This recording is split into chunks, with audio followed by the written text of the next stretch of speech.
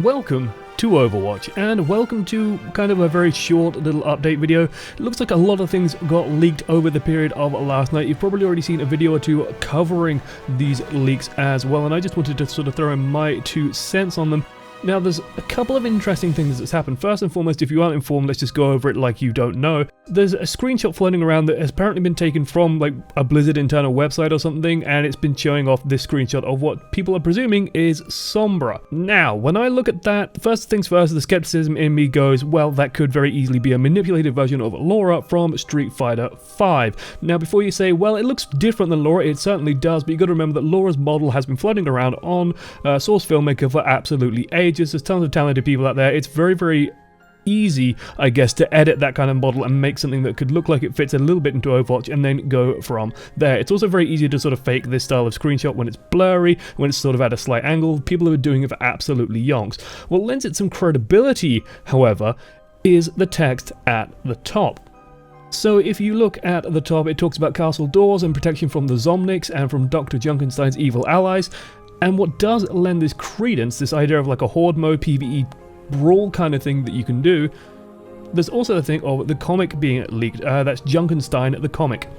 And this is sort of the Halloween special comic. It was apparently leaked in Portuguese, and then some people have gone and done a fan translation of it into English. I'm going to just put up 1 or 2 panels from it here. This is the translation done by, and just let me find the guy's name who did the translator. Mon Aramis on Twitter. I'll just put a link to his Twitter, I guess, in the description as well, just give him some credit for it. But he's done a little bit of a fan translation for this, and in it you can see a ton of different outfits and costumes. So you can see Mercy in her witch outfit, for example, Torbjorn in the Viking helmet. You got Reinhardt sat in his Admiral outfit, Soldier 76 in his Daredevil outfit, Anna in a nice pirate outfit as well, Reaper in his sort of headless horseman kind of outfit as well. So you have all these different little costumes. These are probably going to be the skins that we're going to be getting in the upcoming Halloween update. Now, during the comic as well, we get to see these training bot style models that are basically, you know, in a castle that looks a lot like Eichenwald. So I imagine they might just be repurposing the Eichenwald map and then using that to make a tavern brawl that has kind of Horde mode feel to it. And it's probably just going to be a test of the water of some sort of Horde mode. Looking forward to seeing how that's going to work. I imagine if you are running a Horde mode, man, like Junkrat potentially is going to be absolutely amazing on it, fittingly. Symmetra could actually be really good on it, depending on how the bots interact with turrets.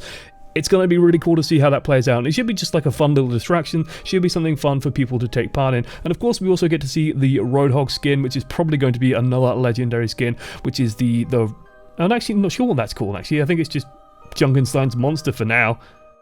But it's going to be really cool to see these things get put into the game. So is this Sombra? If it is, then she looks pretty goddamn cool. I kind of like the idea that she has an Uzi, sort of short range like Tracer. I imagine her being very sort of like Tracer, and that she probably wants to get in and out of combat, do a lot of disruption, and then retreat very quickly into the shadows, do that kind of thing. She's very hit and run skirmishy.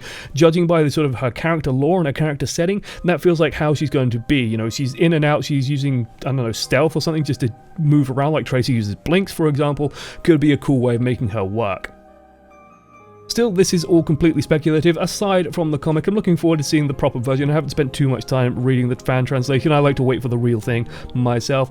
And hopefully the Horde mode is coming. I'm actually really excited to see if Blizzard can pull that off. Toodles.